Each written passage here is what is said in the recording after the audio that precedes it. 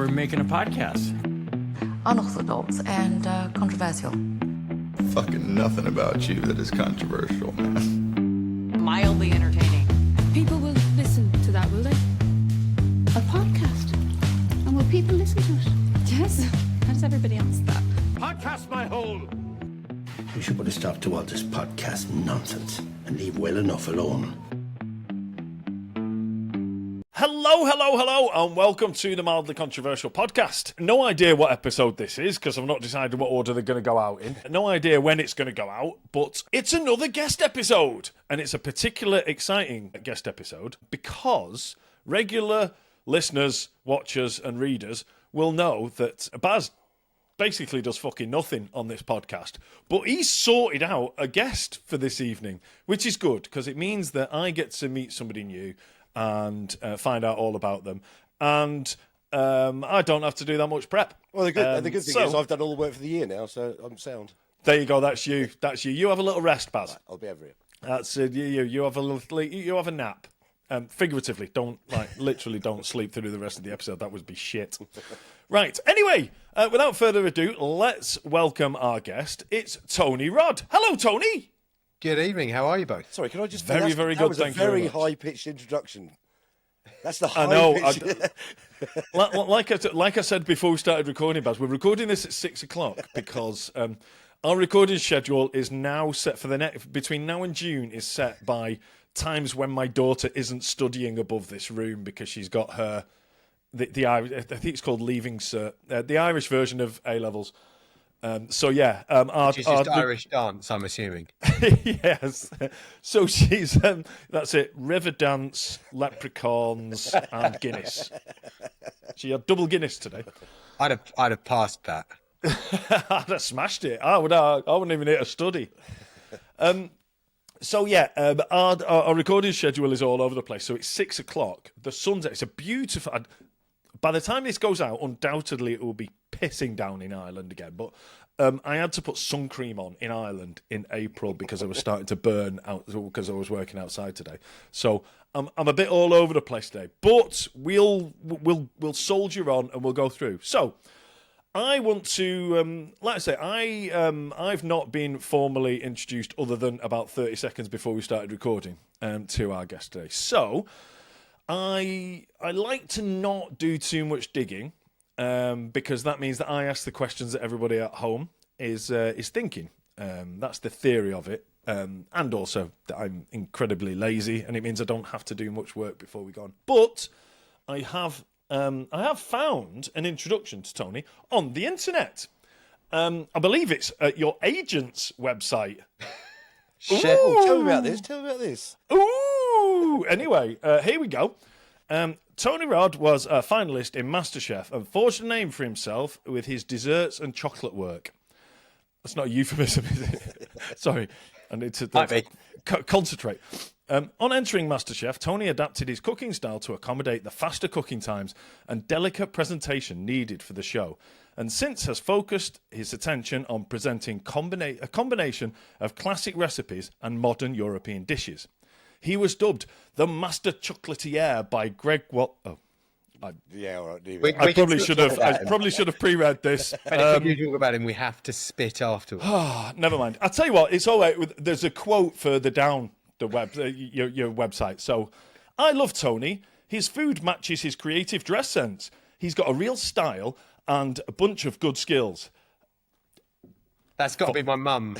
I've just noticed it's Greg again. You might want to update your. You might want to speak to your agent to update the website. Anyway, he's been on MasterChef. He's been on MasterChef. He's good with chocolate, and he's got two first names. Ladies and gentlemen, Tony Rod. Thanks very much. There you go.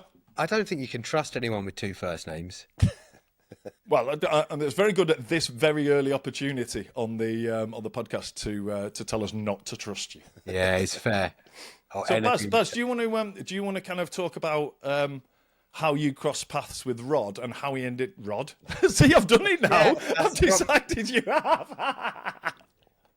I'm gonna interchange between Rod and Tony throughout the episode, because you have two first names. Do you want to talk us through how you cross paths with Tony and Rod, and how he became, or they became, or they came to be on our podcast? I'm going to have a drink. Yeah, you should. So, Sorry about that. so the long and the short of it goes, I was on a riverboat on the Thames, and I was looking on Facebook. No, this is a true story. I didn't expect the story to start like that, Baz. I've got to be honest. Neither did I. I was looking on Facebook, and I just saw a comment from Tony Rod, and I looked at it and I went, hang on. So I tapped on it and saw Tony's face. And I was like, and Liz was with me, and I went, Liz, this is Tony, right? The guy from MasterChef. And she went, yeah. And it just basically just said, because we were sort of posting that we were in London that week, Tony said, do you want to come along to the restaurant and like have something to eat? Because obviously, I was posting loads of pictures on my Facebook at the time of empty plates. I'm not entirely sure that's the reason why you hit me up, but it was kind of strange because, and I immediately jumped in and went, oh God, we won't be able to make it because we're obviously doing some other stuff. But I'd love to come. Yes, I know. Sorry. Typing with two fingers, one finger on each hand for people not watching. Liz was holding the phone while I was doing it. And, So, this is a man that works on the internet. It's terrible. I'm a fucking charlatan.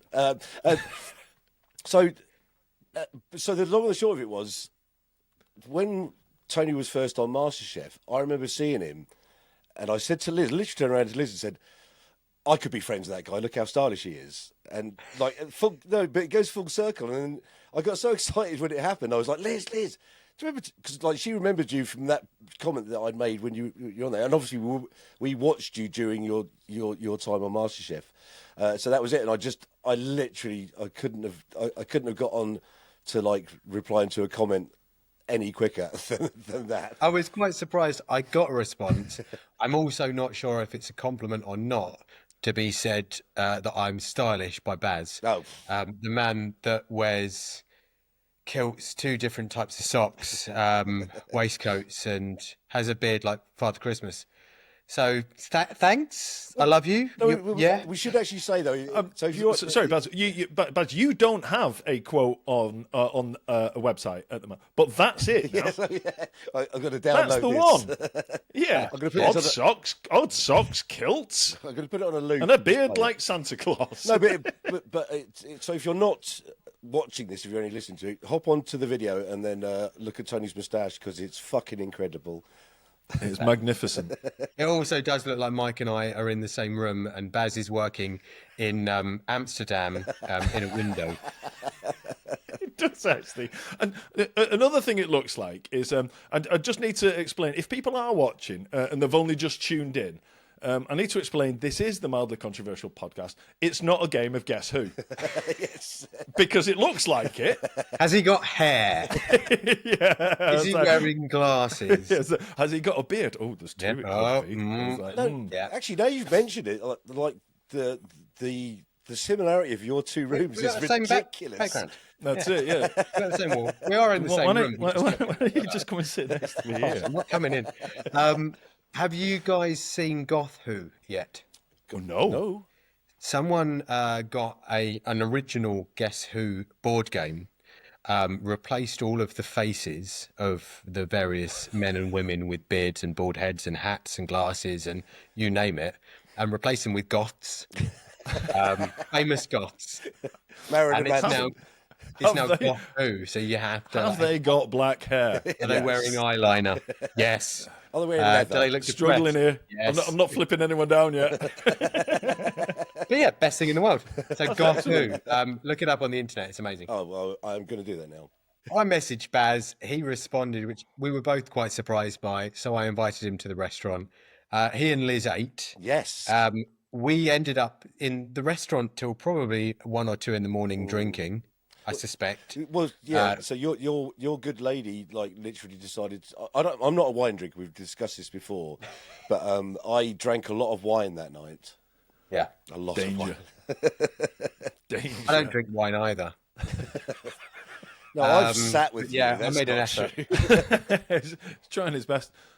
Normally he drinks Buckfast, but he's made an effort to to drink something as sophisticated as his moustache. Listen, I tend to just stick to ambrosia. No, the protein. Look, we need to do this longer, otherwise Vodka. it's just going to be some kind of pissed up session like our very first podcast. Which Oh yeah, you're doing a podcast. I forget about this. Oh, yeah, we often forget, to be honest. I know, Every so often, particularly when we got a guest on, it'll just go massively quiet, and there'll be a big pause, and I'll just be like, "Oh shit!" I quite often I end up watching the podcast as it's been recorded, and then forget I've got to drive it. So you were talking about one thing that I didn't get to because Greg got in the way of the intro. Is that you've now got a restaurant? Talk us through that. Did that come from the MasterChef, or were you an actual chef before MasterChef? Or No, not at all. I entered MasterChef as an amateur.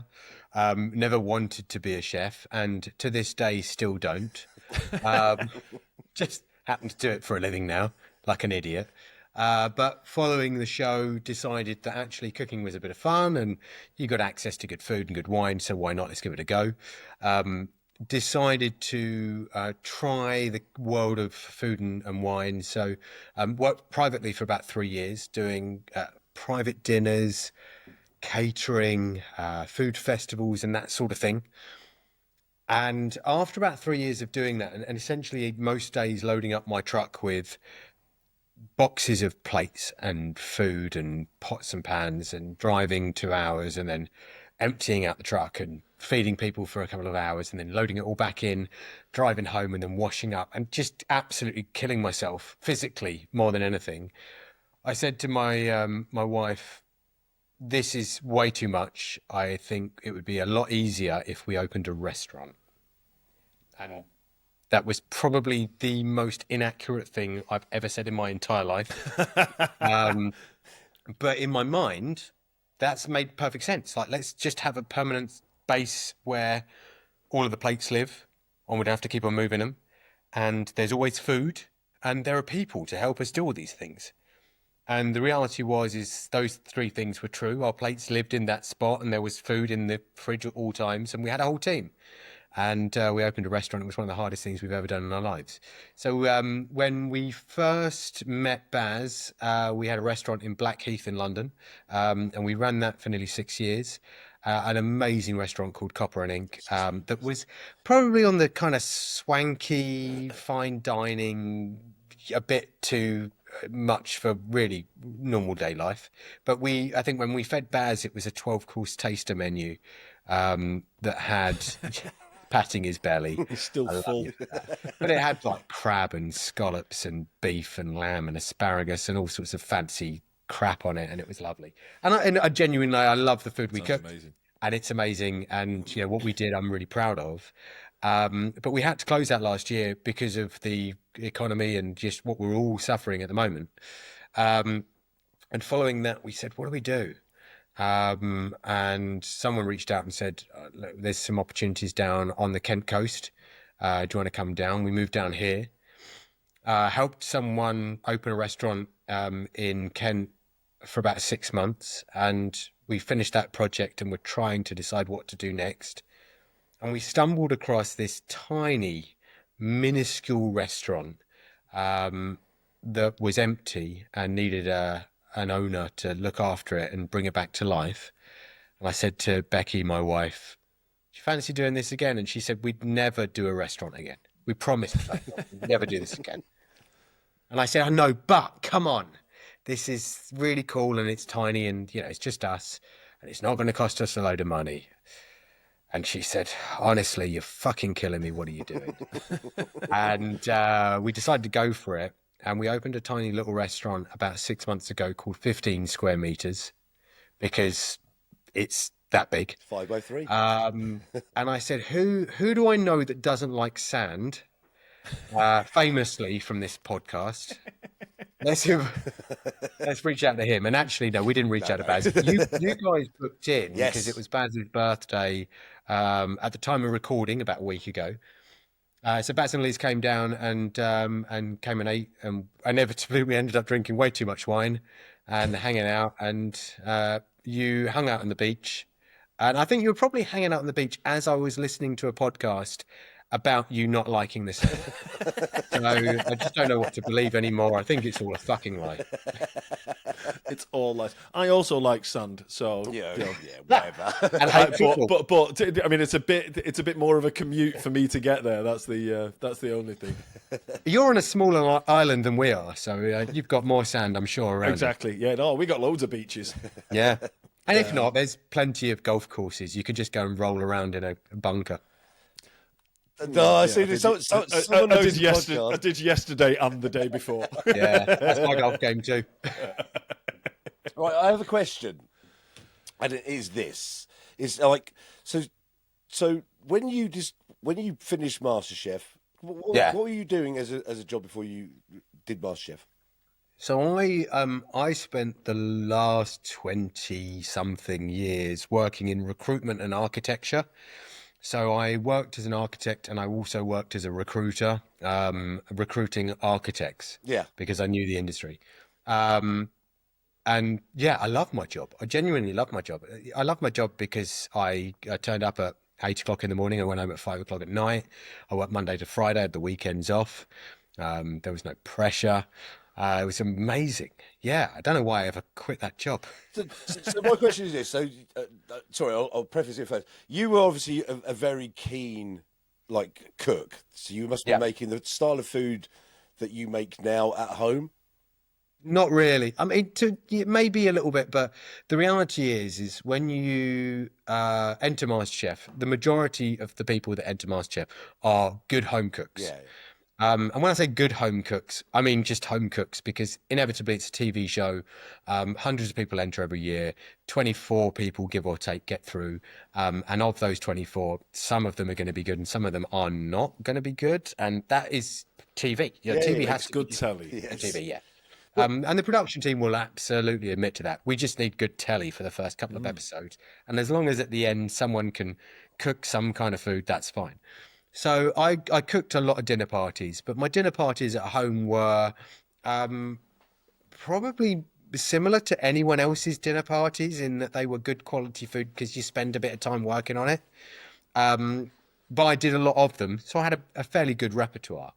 But when you enter MasterChef, you get told that really what they want is fine dining cuisine. Which no one at home is doing that. No one at home is serving 100 grams of steak and asparagus in 17 different ways with some edible flowers, because who the fuck eats like that? And it's not.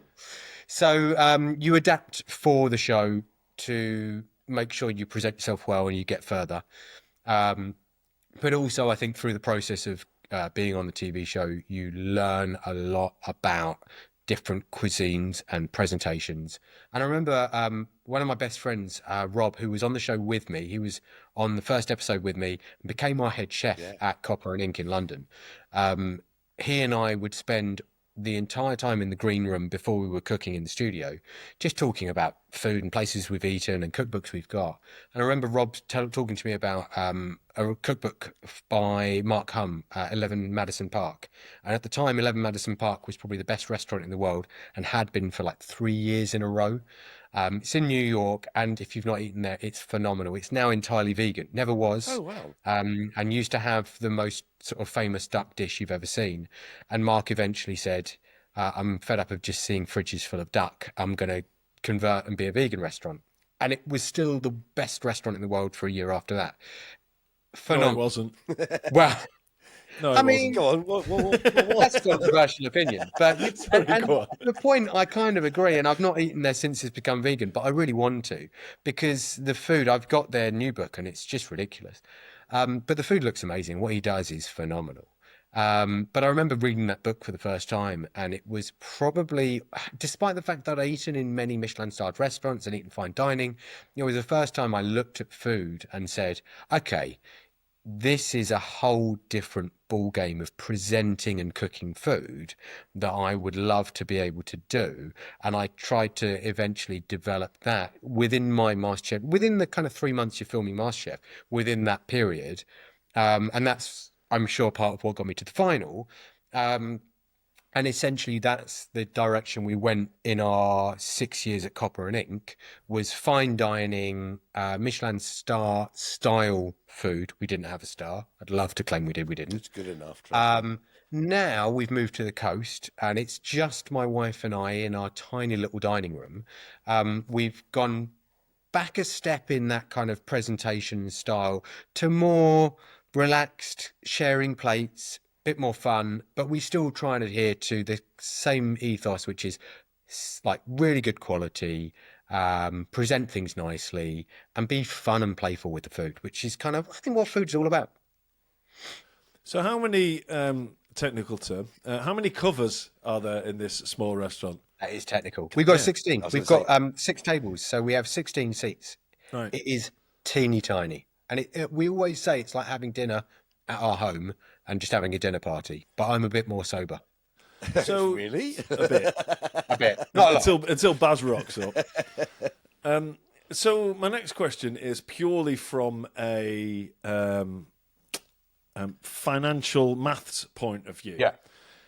Making a really small restaurant work, does the small restaurant work because there are low overheads, or is your food just really expensive? Oh, it's both. I charge no, it is overhead. So a great example, in London, we turned over 1.3 million a year. We spent 450 grand on wages. So you're looking at 40 to 45% of your turnover on wages. Maybe you shouldn't have hired professional footballers as waiters. I mean, I think that might have been your problem there. although, you know what? Messi, amazing on pastry. His desserts were... To be fair, if you spent 450,000 in a year on wages, you had Messi for a week, and you had volunteers for the rest of the year. I'm also really proud that I managed to find a footballer that isn't as old as David Beckham. 'Cause Very good, well done. that is pretty much my football knowledge done, other than the word referee. I'm out. Congratulations. I'm done. See you later. There's You a blagged corner. it well. Yeah, thanks. Yeah, I'm really proud. And if it wasn't for Annika coming on before me and talking about how she hates football, and obviously it was done years ago as well, I'd have obviously had football as one of my controversial opinions because it is shit. I'm glad I got that off my chest. I feel better now. I feel really good. There's no point carrying on talking. I've edited that out. That's not right. I can't allow that to be said on the podcast. Yeah, it's fair. It's true though. It's fair. But also, I mean, I'm a massive Formula One fan, and I watched Formula One this weekend, and it was shit. Yes. I've watched the last 2 Formula One races, but I've turned up late. Okay. Because they've been on And the early in last the one, it morning, didn't haven't matter. they? Nothing happened. Exactly. Well, the last 2, I kind of came in at about 20 laps on both of them, and fuck all happened. Yeah. It was like all the good stuff had already happened. There wasn't much of it, but all the good stuff had happened. So I was just sitting there watching cars go round and round and round in circles. And I follow a thing on Twitter that basically visualizes Formula One of where the cars start and finish. And on the last one, which at the time of recording was Japan, basically the cars start and finish in exactly the same position. And I woke up at 5 o'clock in the morning for that. I've got to jump in because I came back from London yesterday at time of recording. I loved it. Tony's actually given us, Sorry about that. I love that. he's Yeah, given yeah. us Said this it once and now it's stuck. We're going to use this all the time now, by the way. 'Cause, Yeah. So I came back from London yesterday, put on the Formula One on lap 53 of 53.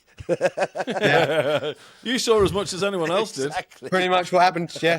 Oh, and they're finished. Okay, great. So what you saw, that happened 52 more times. Yes, exactly. Yeah. There was a bit at lap 13 when Lando Norris was on the grass, and then that was it. And then there Basically, was Lando Norris on the grass, and And then there was some monkeying around in the pit lane as well, wasn't there? yeah, but that was it. There was Lando Norris. It was That all was- that. that was- It was rubbish. It that was all done by the basically time- worst race of my life. That was And all the thing done by is- the time I woke up. I've been, for the last 10 years, I've been with my wife telling her how much we need to go to Japan around March or April, so we can have a lovely holiday, and during that holiday we can watch the Formula One because it's amazing. And then this Formula One, what happened is nothing happened. They started and then they finished. I had a similar conversation with my wife, and I said, for our 5th wedding anniversary, why don't we go to Barbados? Yeah, she was nice. like, Barbados, yeah, absolutely. I said, but instead of going in May when our wedding anniversary is, why don't we go in March? She was like, why? I was like, well, England are playing a couple of one-day matches, so so we went to watch one in the stands, and it was okay, but it was just fucking dull. But we'd seen there's about a third of the ground in the in Barbados that is like a party stand. So it's like a fake beach, pedalos. You can't obviously go anywhere on them, but you sit on and there's a massive pool, there's a volleyball net. So the first one, I sat there, watched some cricket. That was about it. The second one, I played volleyball with the Jamaica female beach volleyball team. I don't know what they were doing in Barbados, but I played that. I was floating about on a lilo with a beer in my hand. And we recorded it to see if we could see ourselves on telly. And I was fast forwarding through all this stuff, and I was like, oh, by the way, the party stand is free food and free beer, by the way. We're fast forwarding through, it was like, fucking hell, it's raining. It was like, Emma, do you remember it raining when we were in Barbados? No. I was like, apparently there was a 3-hour rain delay. We didn't have a fucking clue. There's me shit-faced bobbing up and down in a lilo in a fake beach. Well, that's cricket and football, and There they're both dull. Nothing happens for hours. Nothing happens. Yeah. And then someone rolls around on the floor a little bit. Can't argue, to be fair. Can't argue. Dog shit in it. Right. Yeah. I have a question for... Sorry, we digressed. Yeah, no, again. sorry. I have a question. No, it's an observation and a thing that we share. Can I just interject really quickly? Yeah. Has Baz ever had to keep this podcast organised? Because I've never, in all the years of listening, it's generally Baz in the background just like interrupting to cause mayhem. And it feels like today he's the one keeping us on track. I'm driving, but today, I'm normally the driver, but yeah, it's over to Baz for this one. Yeah, sorry, mate. Carry on as you were. So if it's a shit show, it's Baz's fault this time. It's an observation, and it's also a shared experience that we three have. Okay. It's the TV walk. I don't know, Mike. What was your TV walk? Oh, so we did it together. Oh, okay. You were together. Yes. Oh, that's nice. Well, so one of the things, so Mike and I did a Channel 4 production. Yes. For a TV program which was about the Rube Goldberg machine or the chain reaction machine, and one of the things that I noticed after we'd done that was that. After we done that, you weren't all Pearly King then, Baz. On the roof. By the way, Tony's to blame for this. This is it's a birthday present, yeah. Yeah. So we one of the things I noticed after we did our TV program was the fact that everybody on MasterChef does the same slow motion walk towards camera, which we'd done over and over again. So I just wanted to sort of say, it's one of those things that, like, did you do yours first time like we did because we were so good? Oh, yeah, we absolutely nailed it first time. It's such a weird thing, though, isn't it? You know, yeah. The weird thing about... So when we filmed MasterChef, and actually, I think going back as judges every year, we still do the slow walk. So until this year, until the year we last filmed, which was 2020... Are we 25 now? Yeah, we are, 24? yeah. 25. So when we last filmed in 2024, which will air in March 2025, it was filmed in London, in Bromley by Bow, in a studio called 3 Mill Studio. And in that area where you do the walk is a school, a private school. No idea whether it's junior or senior because, honestly, kids all at the fucking same age. And until they can buy you a beer, it doesn't really matter. Like, they're dead to me. I hate them all. They all smell funny and just rubbish. So we film there, and the problem is inevitably when you're doing that walk, there'll be either kids watching you, shouting at you, which is quite off-putting, because it's fine being heckled by a grown-up, but being heckled by kids because you can't do anything. It's awful. Or someone will walk in the background of shot, and the second the cameraman just says, "Yeah, stop, we've got to do it again." But yeah, I think the first time we did it, we had to do a couple of takes because inevitably you laugh or you're going too fast or whatever it is. Right, so like my first episode was with Rob. Rob's 6'6", and we had I think Abigail, who was 5'3", so they've got a different gait. And for Rob, Abigail's gate was definitely closed, but like double vaulted. But yeah, so you're trying to find a pace that works for everybody, and you're not looking at camera, and you're looking the direction of something else that is appropriate. But after 10 years, Not the school. Definitely don't look at Not the school. Yeah, I'm not even allowed within 50 meters of the school, but my chef don't know that, so I still film and it's fine. But 10 years on, inevitably, we all just do it and it's fine. We all walk and we keep it together, and we're muttering under our breath for most of it, which is good when you've got a moustache. Then if you haven't, your lips are moving. But yeah, we're kind of walking and just going, I can't wait till we get back in the studio. We can have a glass of wine. And we're all chuckling away. But it is now, it's just kind of second nature. The slow walk's weird, though. It's really weird. Yeah. But they're moving studios next year, so they're going to the Midlands, I think. Oh. And I probably won't get invited because I live the furthest away from the Midlands. You still go, right? I'd absolutely go. Because What, even if he's not invited? I was going, fuck's Tony doing here? Yeah. Did you invite him? Train fare. No, he's just he's just been walking up and down outside of school. Really slowly.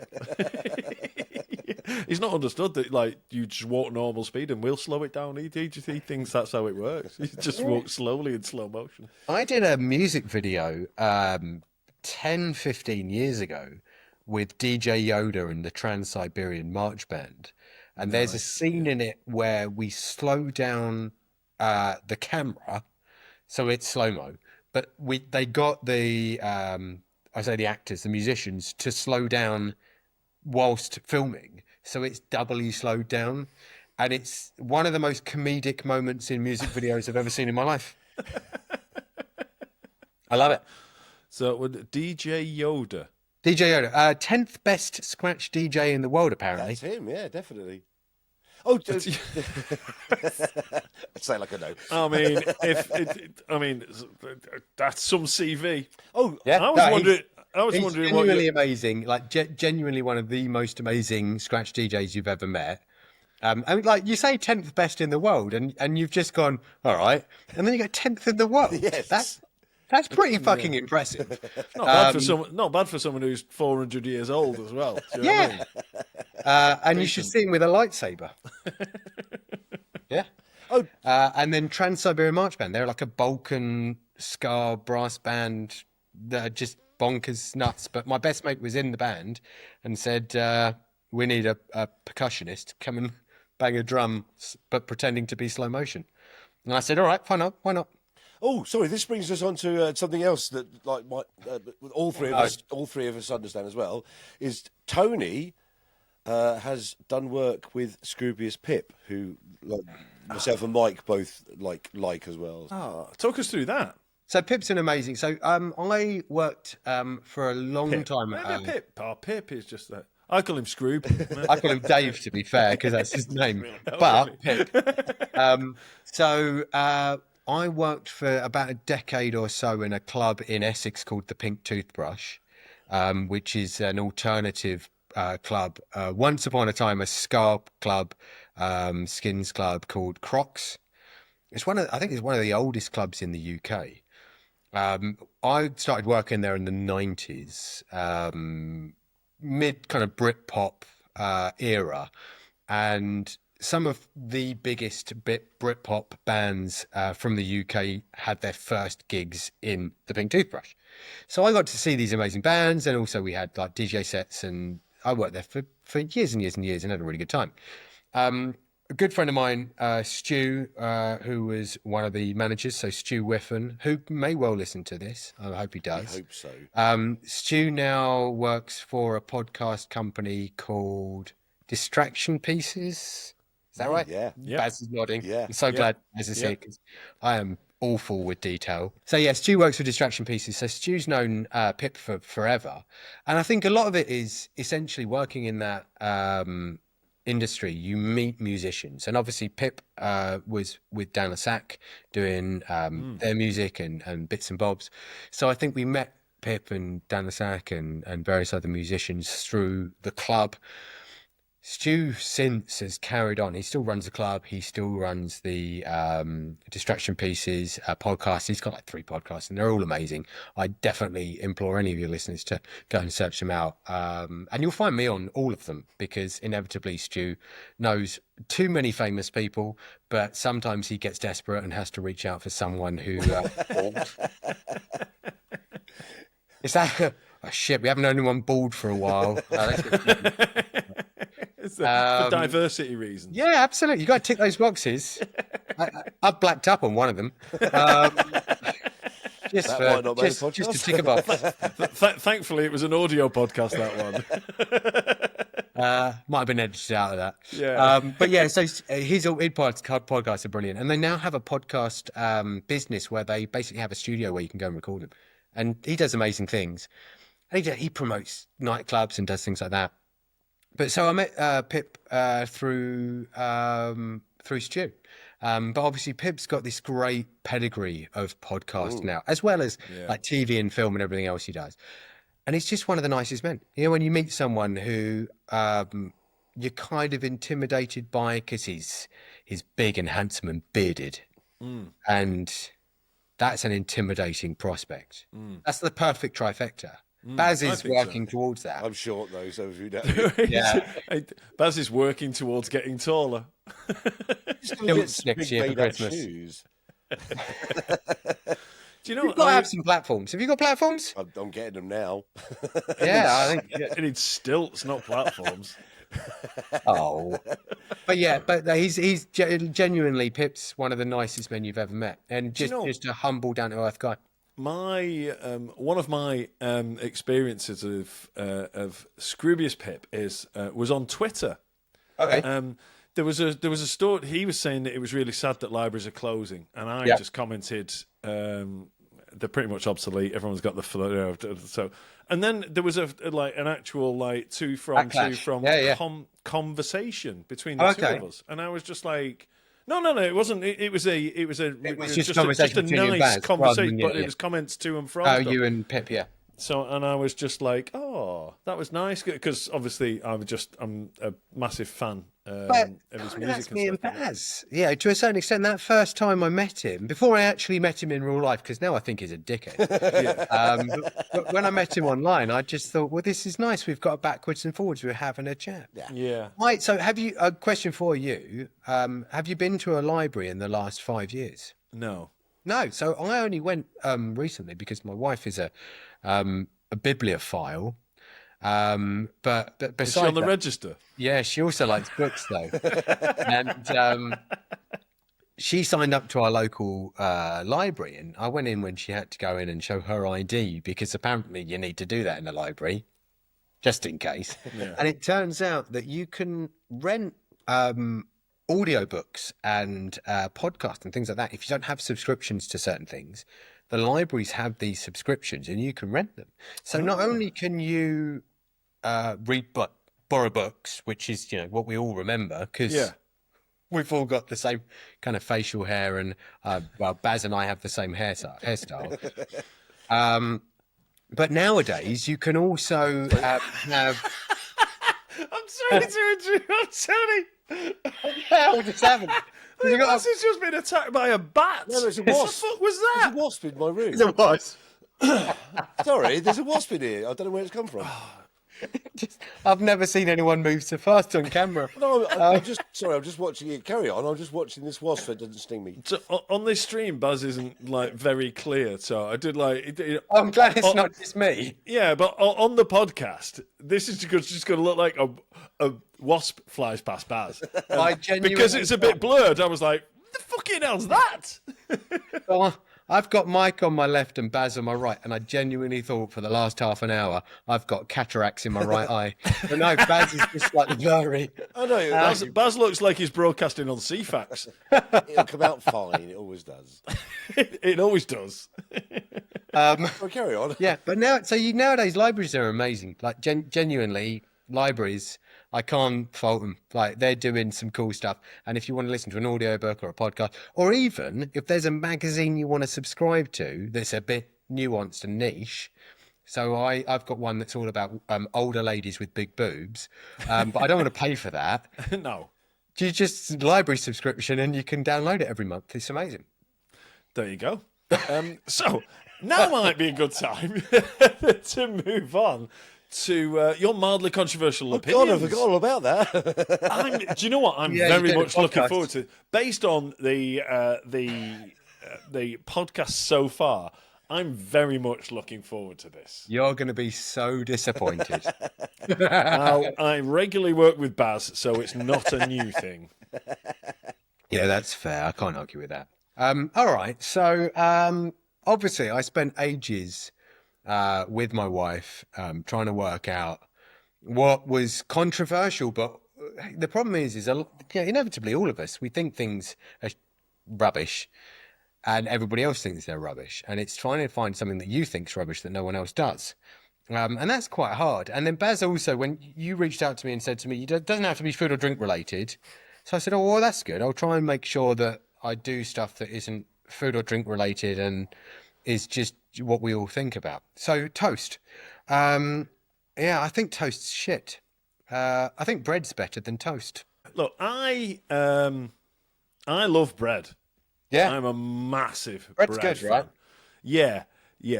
And I am a massive bread fan. So bread with like cheeses or pate and things like that. It's nothing better than not slicing but ripping bread. Yep. Mike, Soft how do you chips. feel about bread and oil? Do you know what? Bread, oil, and balsamic vinegar. Yep. What about bread and butter? Bread and butter. Bread and butter, yes. Yeah, yeah. See, bread's good, right? Bread really is awesome. Yeah, bread, oil, and good. So balsamic vinegar. this one wins. We can move on. That's done. So bread, oil, and balsamic vinegar is one of those things that when I first started dating my wife, we used to have all the time, like 20 odd years ago, and it was at the time it felt like poncy stuff. Do you know what I mean? Like we were trying to be posh, but it is phenomenal. But toast, toast is, yeah. I don't eat much. I used to eat toast a lot. Toasted bagels now. Now, Toasted okay, so bagels. Are bagels better fresh or toasted? Toasted, yeah. definitely. Oh shit! This is not good. Yeah. No, What about- I mean, an untoasted bagel is dull. Okay. tougher though, isn't it, as well? Okay. I started off on the wrong fucking bread, didn't I? What about focaccia? I'll give you some focaccia. Yes. I'll give you some oil and balsamic. And then you've got the toasters there in the corner. You're not toasting it, are you? So, talk me through this again. I need to. Focaccia, Yeah, oil, balsamic. yeah. There's a toaster. It's off. It's kind of out of your sight slightly. You're not putting the focaccia in a toaster. No, of course you're not. No, absolutely not. No. A But look, listen. fougasse isn't going in a toaster. Bread is phenomenal, and bread is better than toast. Yeah, good. Yep, good. Baz? Baz, come on, agree. So bread for me. Shit. No, bread for me is quite. It brings up a memory for me because, like, when we were younger, we used to wait for our mum and dad to come home from the supermarket, and we would always sit down with a freshly baked loaf that they get from the supermarket bakery. Obviously, for anyone that there's probably like 3 listeners here that don't know who Baz is because obviously you're ridiculously famous. Baz was born in 1920. Yes. And he used to ride a bicycle up the hill to get his hovis. Yes, That's absolutely. Had a one big that, wheel that at was the, Baz. Had a one big wheel at the front and a little wheel at the back. So it used to be a tradition. Tradition sounds really like it's massive, but my parents always used to come back and always bring back a freshly like baked loaf that we cut apart and have it with butter and pilchards for some reason, which I love that. But Pilchards, tremendous. I'm about to drop something about Tony's previous restaurant and his current restaurant, chicken skin butter. Okay. I love you. It's fucking phenomenal. I understand all three of those words. Yes. Chicken, skin, and butter. Yes. But talk me through what, how, why, when. Over to you, Mr. what? Rod. Tell me about chicken skin butter. It's a fucking amazing. I mean, it sounds like something I could get all over. By the way, slightly Yeah, orgasmic. so we basically make butter using the fat from roasted chicken skin, the obviously dairy to make the butter, and then that roasted chicken skin, which we then chop up and make into a nice kind of chicken skin crumb, we then fold into as well. So you end up with a whipped butter that is chickeny from the chicken fat and then has chicken skin running through it, and it is just divine. We change our menu like constantly. Every couple of weeks, a new dishes are on the menu. But in 8 years, chicken skin butter has remained. You don't need the bread with chicken skin butter. But you do need statin tablets for the cholesterol. I'm glad I've got facial hair so you can't see how much I'm drooling at the moment. Really good. It is really good. Thankfully, it's all being absorbed by my facial hair. So, getting back to bread over toast. I don't ever have toast for breakfast. I always have bread. Yeah. You have curry. And that's not, I don't know, before anyone calls me out for being racist, I've not just said, ooh, the half Malaysian guy, he has curry for breakfast. He's told me he has curry for breakfast. Curry sandwiches I've had for breakfast before as well, I'm not going to lie. Yeah. Oh, yeah. And Coronation chicken. No. That's a sandwich. Yeah. It's a sandwich we all know. Yeah. It's curry. Yeah, it's fine. Exactly. It's rotten. Curry sandwich is fine. It's not wrong. Behave. I love a coronation. Who puts fucking sultanas or whatever it is in a sandwich filling? Scrap number 2 on my list. No, bring it. Sultanas. I'm winning on that one. Right. I'm pretty sure that bread is better than toast. Bread is better than toast. Yeah, yes, absolutely. And it's for me, it's not because toast is shit. Toast is all right. There are times when toast is.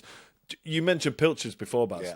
Oh, I love pilchards. White bread, white toast, loads of butter, pilchards with a load of vinegar and onion.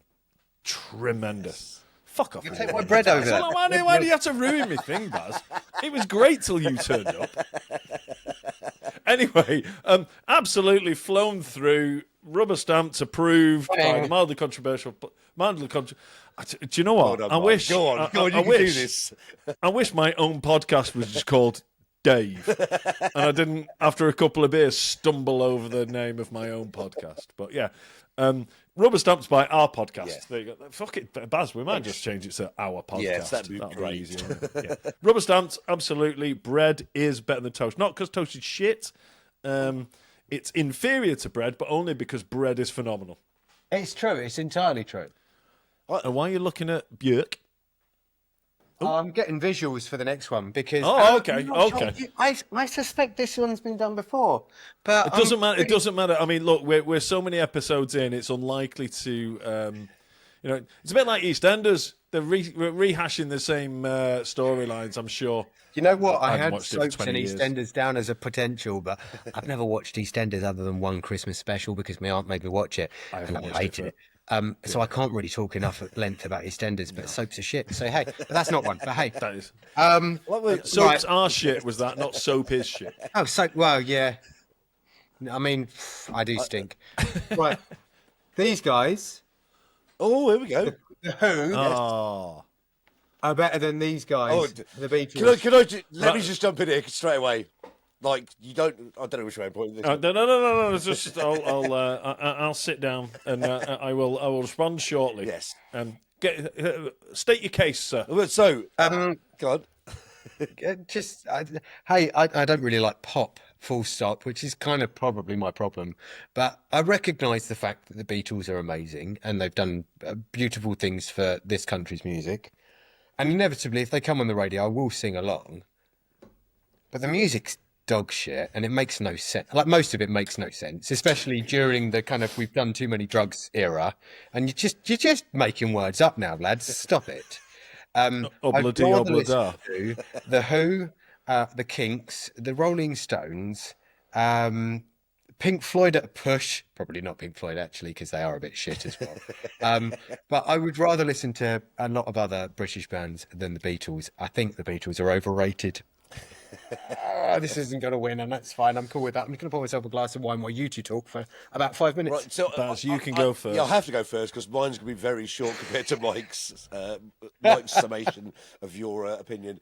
I recognise that the Beatles had a very sort of like big impact on the world of music, particularly in America, really, in terms of how British music at that time was viewed. Just to jump in here, can we also acknowledge the fact that Americans really shouldn't have an opinion on anything because they can't make decisions? A decision would be great, wouldn't it? Important ones, anyway. And I think as well, at a time when the Beatles came out, they were sort of relatively... Are they gay? Yes. Oh, sorry, I misunderstood. Sorry, I didn't mean to interrupt. Carry on. Carry on. I need to remember how I say things. So, sorry. When the Beatles first hit the scene, as it were, I think there wasn't anything else around. They kind of spawned a whole genre of really, like as Tony said, like pop music. Yeah. And I think it's funny because, like, have you ever seen? We've all seen the screaming fans thing, haven't we? Yeah. And I suspect they were probably the reason where that first started because I don't remember anything else. I've also seen women passing out over Michael Jackson, and he apparently touched kids. Yes. So, go the Beatles. Can that stay in? Has that been proven? Or we all know it's true, but is that? Will we get sued for that? Where was I? I'll be honest with you. I say we. Was another that was definitely the opinion of Tony Rod and nobody else. Thousands of people. No. Even though we agree, he said it out loud. Macaulay Culkin agreed with me on this one. Yes, we've got him on next week. He's going to tell us all about it. So I was really too young to sort of experience the Who the first time round, even though I'm ancient. Fuck off, Baz. No, Baz, you were around for Beethoven. yeah. I was going to go with Glenn Miller, but you've trumped me on that. You two, I've got them on the shelf as well. You two should be friends. Anyway, look. I think you two are friends, aren't you? No, I meant That's you. how they formed. Oh, sorry. Again. Sorry. So I think there's a point in music where people kind of go, "Oh, that's serious music," and there's also throwaway sort of kind of pop genre. And I think that like the Who, in their sort of, I kind of know a lot about. They were making kind of like bluesy type stuff when they first came out, and so by the time Quadrophenia came out, which is the album you just showed. They'd gone into real kind of... Love him. They'd gone into real kind of like structured music and the whole story, which... They weren't the first people to make kind of these... What was the name of the albums where you made a whole story? There's a proper name. There is a word for it. Yeah. Yes. Yeah. Wherever it is. Yeah. We're all aware, but can't remember. Yeah, It's all right. You've got enough people following this podcast that someone's going to tweet. Put it in the comments somewhere, and in a few weeks we'll WhatsApp each other and we'll have the answer. So a few weeks at the time of recording. But throughout music history, there's always been like that big split between people that are musos, which I count myself as, and also people that like just listen to music and don't give a shit about it. It's just, they listen to one day. I would always take the Who. It's a concept album, Baz. Thank you so much. Did you Google that? No, I'm going to edit that in. I'm going to look really fucking good. Concept album, yeah. So Quadrophenia is a concept album, and I don't think Sgt. Pepper's is not a concept album, is it? It's just and honestly, this is a wicked album, and I've got it on my record collection for a reason. It's brilliant. Yeah. Just it's overrated. It's just overrated. So look, I agree with you. I think like there's a lot of love for the Beatles by people that never really listened to what they did, because they're very famous for being the Beatles. I'm with you. Yeah, and so, but also I think what happened with them as well, there's a lot of stuff that got pushed under the rug that was probably better at the time because they Oh, were like the yeah, biggest like thing. every album and every band. Yeah, I think it's true. I just think they're overrated. They put out a lot of shit. Yeah. And it sold, and that's great, and why not? Mrs. And Snedden, it was sorry. influential, but Yeah. there's nothing clever about what they do in terms of music. There's nothing clever or intelligent or unique about it, and a lot of it is just garbage. Right. We both need to sit back now while Mike lets us know what he thinks about the Beatles. Yeah. Okay. A couple of observations is I'm not a massive fan of The Who, not because of I've listened to a lot of it and said, yeah, no, shit. I just haven't encountered a lot of the work of The Who. I'll happily transfer The Who for any other band. God. Yes. Okay. But Quadrophenia, Yeah. tremendous. Yeah. Great movie. I would definitely have been a mod rather than a rocker if I was around at that time. Even though I do listen to kind of my formative years growing up in Manchester were Manchester indie music sort of thing, but also I do like some rock music, so eclectic taste and all that kind of stuff. But I would definitely have been Scooter with 10,000 Mirrors and all that kind of stuff. I'd have been all over that.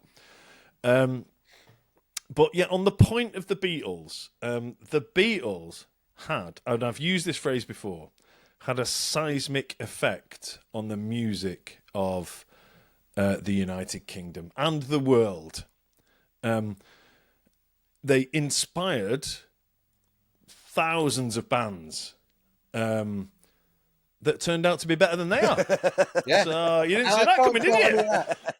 I think I acknowledge the fact that the Beatles had this amazing impact on music, on where people went from there. That's all great. I just don't think it was great. You're absolutely right. That music is shit. And Am I 2 for 2? You are, mate. Two for two. I mean, this. I was going to say you were pushing on an open door here, but like there isn't even a door. Look, I mean, I'm so glad I didn't go for mushrooms and football. Because I would have been banging against a very locked door right now. I love mushrooms. I hate football. Stop it. You're doing so well. I know, but I've chosen these for a reason. But I've got them highlighted because I know what I think might work. I've crossed out mushrooms and football. So, yeah, with the Beatles, look, there are some good Beatles. So, like you said, you own Sgt. Pepper's. I've got albums. Yeah, exactly. And there are some good things. And they made some good music. And proper musos probably don't think Hey Jude and Lucy in the Sky with Diamonds are good, but I do. Listen, Hey Jude, Lucy in the Sky with Diamonds, for me, lovely tracks, yeah, but not worthy of 50 years later, everyone's still going, Jesus Christ, they're amazing. 60 years it must be. Anyway, but yeah, I just, I honestly, I think the fact that, obviously, as somebody who grew up in Manchester through incredible times, the fact that the Beatles, I couldn't change history and wipe out the Beatles because that would mean there would be no Oasis, there would be no Stone Roses, there were loads of stuff that I absolutely love and I think is incredible, was inspired by the Beatles. So hats off to the Beatles for inspiring bands to create music that is better than the stuff they did. Yeah, and I acknowledge that. Smiths, Roses, Oasis, Joy Division, they'd be nowhere without that. Exactly. And that is great. They did an amazing thing. But as a band, they're a bit shit. There we go. I'm taking it. I also need to mention Ringo Starr at this point because like this guy is like 90,000 years old and he gets younger every year. I don't know what's going on with him. It's such a weird thing. But see, Baz, when you mentioned Ringo Starr, I thought you were saying without the Beatles there would have been no Thomas the Tank Engine. No. I thought that's where you were going with it. I was like, he's got a point, actually. He has got a point. There's probably a lot of your listeners who have no idea what the fuck you're talking Yeah, about. exactly. Yeah, Most episodes, to be fair, we've given up explaining. Do you know what I mean? Yeah. Google's a thing. Well, Ringo Starr. Yeah, Google Thomas the Tank Engine and Ringo Starr, and you'll be amazed. Ringo Starr features one of my favourite jokes that was made by the Beatles when someone asked John Lennon, I think it was, is Ringo Starr the best drummer in the world? And he said he's not even the best drummer in the Beatles. I think that's one of the best fucking lines ever. Just somebody who stumbled in by chance to become a multi-billionaire or whatever. Best drummer in the Beatles, Baz. Yes. And the Happy Mondays. Yes. And I've only got one drumstick. Oh, I might have spelled that. Just another troublemaker. Best percussionist in the best percussionist in the Happy Mondays. Bez. Definitely Bez. He DJ'd at our club once. I love Bez to bits. He's an absolute legend. And even to this day is fucking trouble. And I've got stories that I can't tell on this because one of us will get arrested. But, as long as it's him. it's definitely him. But I remember doing a DJ set at the Brush, at the Pink Toothbrush once. And Bez was there, and it was a Saturday night, and we were all wasted. He was wasted. And he went, "Happy fucking Friday." And we went, Bez, it's Saturday, mate. And he went, "Yeah, nice one. Happy fucking Monday." We were like, "Nope, still fucked it up." Yeah.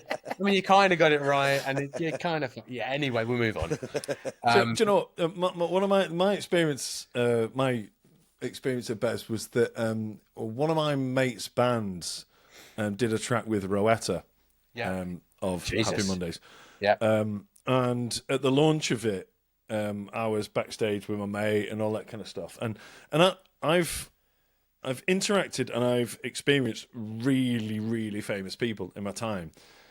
But when I saw Bez, I was so starstruck because it meant more to me, because that's what I grew up with, that music and all that kind of stuff. Yeah. Anyway, I saw Bez and I was like, I said to my mate, because it was just the bands and a few mates and stuff. I said to him, I said, "Do you mind?" It was just a band. That was Scooby and the Sack. Exactly. The Beatles, just a band. Just a band. No, it was just the bands and a couple of mates and stuff backstage. And so I said to my mate, I said, "Do you mind if I just go and say hello to Bez and maybe have my picture taken with him or whatever like that?" So he's like, yeah, no problem. And I was like, it's cool, it's cool. So I went over to Bez and we kind of locked eyes and I was like, "How's it going on? Lovely to meet you. Show me hand." And he went, "Hi, I'm Bez." I was like, kind of why I came over to say hello. And the thing is if you'd have asked him for an autograph, what he would have done is gone, "Yeah, Mike. How do you spell Mike? You got any gear?" And that would have been it. That would have been your interaction. And it was like, and that's exactly what you want for your interaction with Exactly. Bez. Honestly, Bez is just one of the nicest men. He's just like, he's lovely, he's fun, he's what you expect to get when you talk to someone who did 90s Britpop, and his dancing is still legendary. I genuinely, there's no other dancer like him.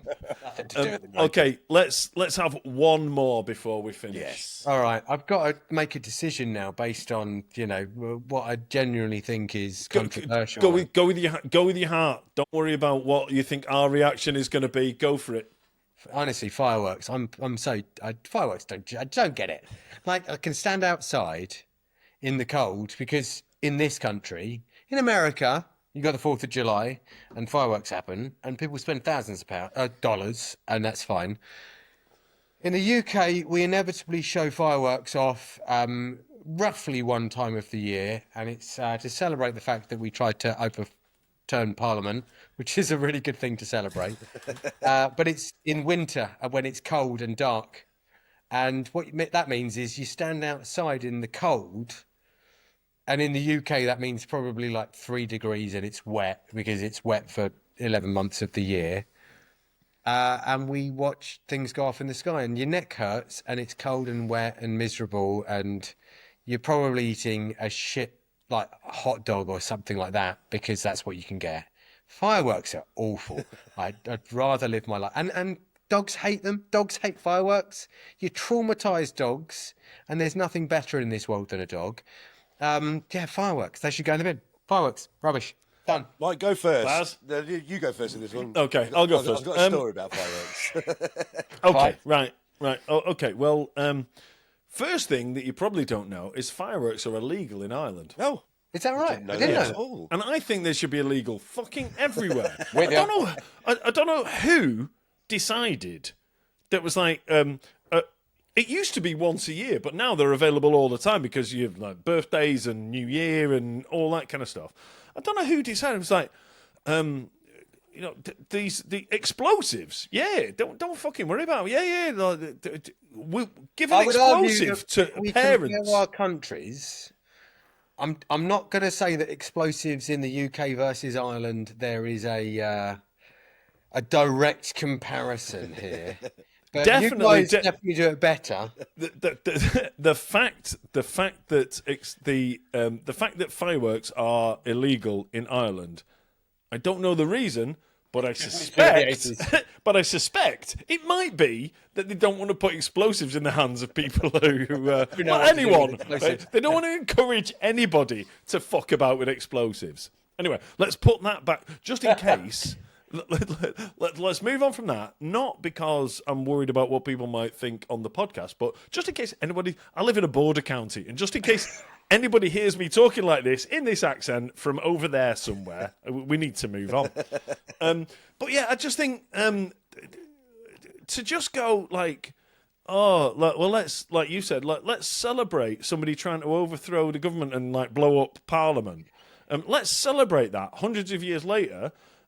By letting Doreen from Bradford go to Asda and buy some explosives and set them off in her garden. It's like, I don't get it. And also, I'm so risk averse when it comes to our kids, and always have been.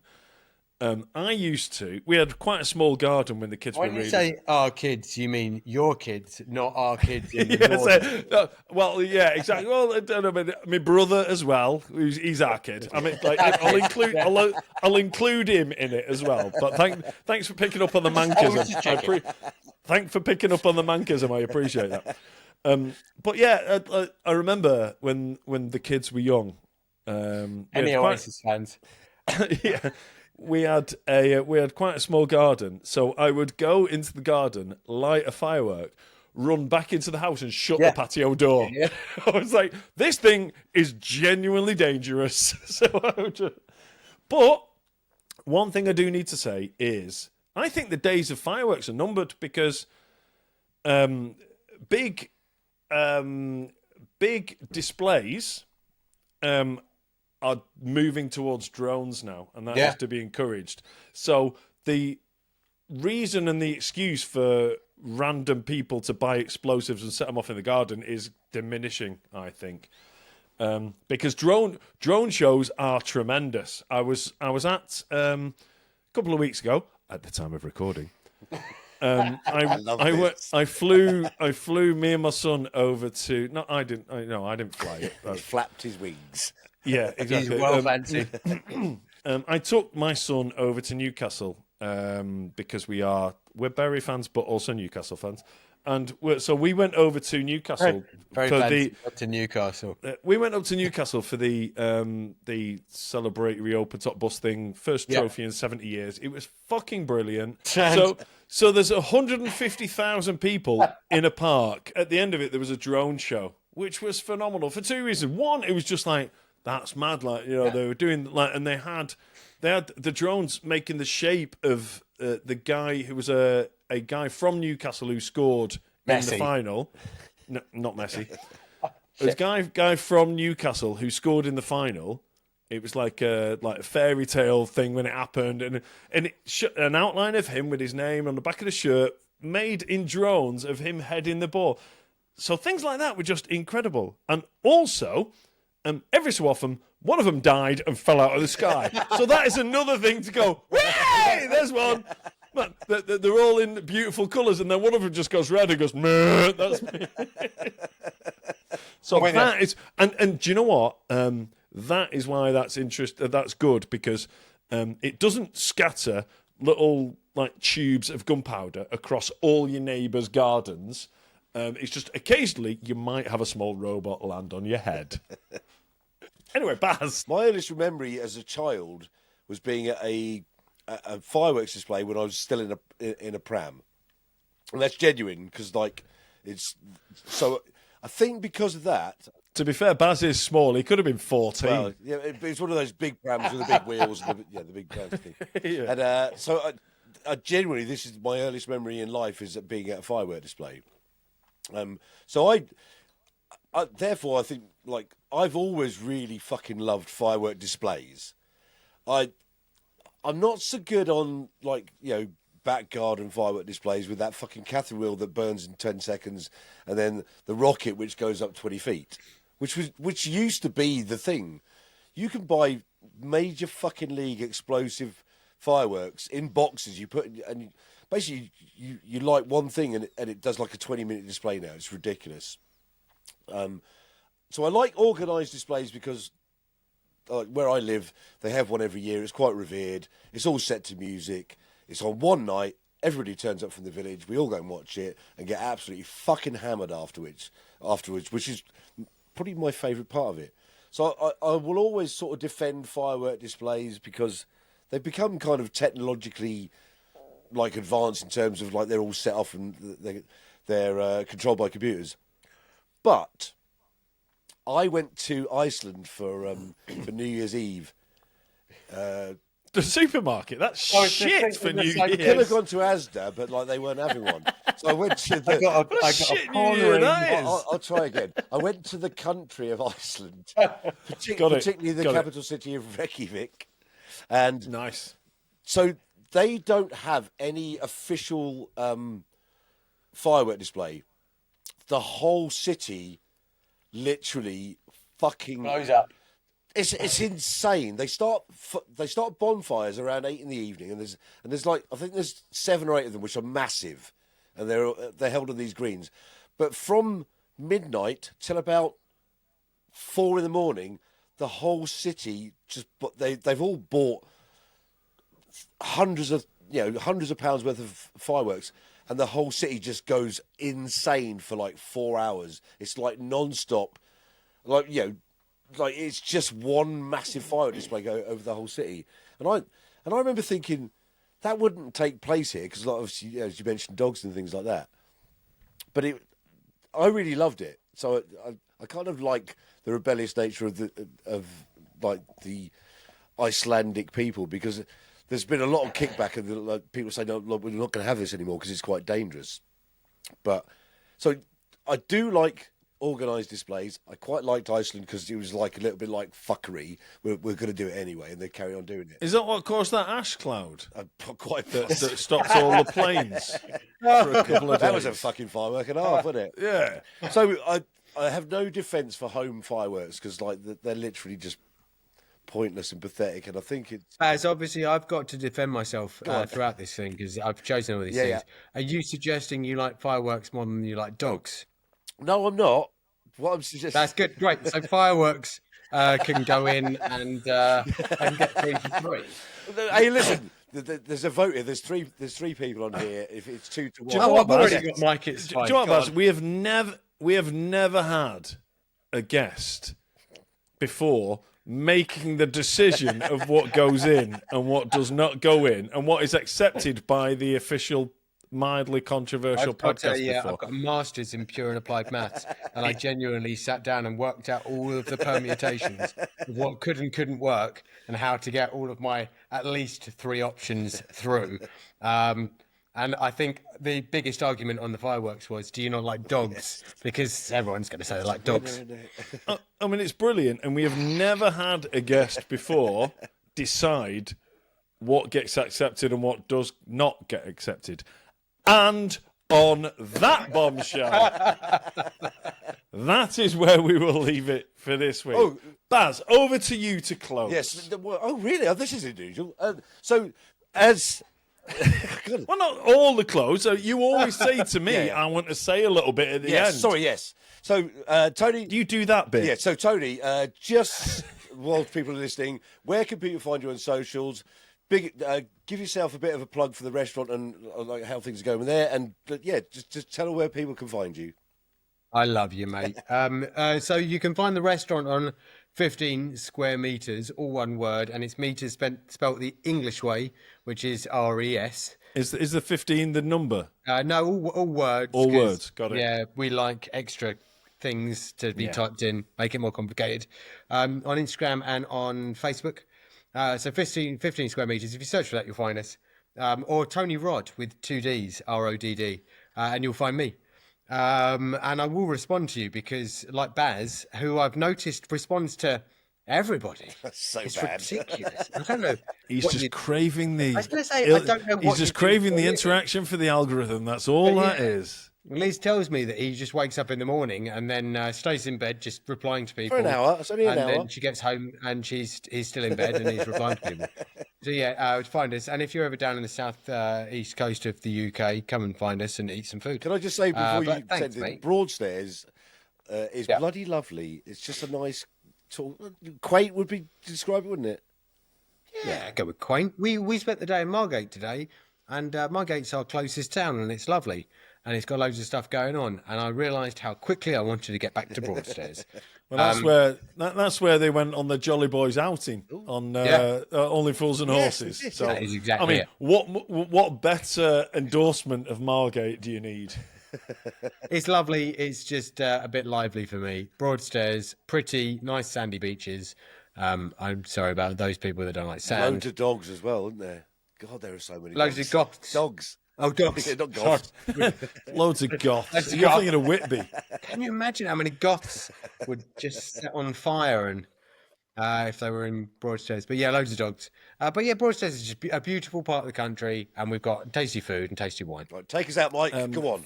For our American listeners, what's the nearest airport to Broadstairs for people to fly in to go to your very small restaurant? So nearest airport for you guys is the direct flight New York, Florida with a change.